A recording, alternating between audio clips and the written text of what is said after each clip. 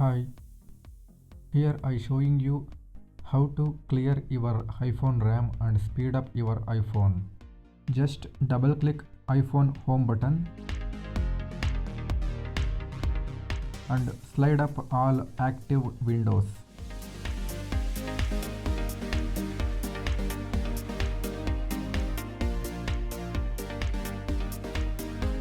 After clear all active windows, press and hold power button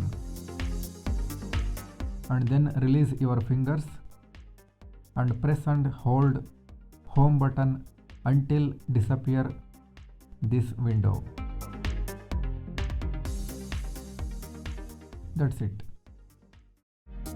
Hi, subscribe to my channel and also press this bell icon so you never miss any new updates, cause whenever we upload new videos you will get a notification on your phone.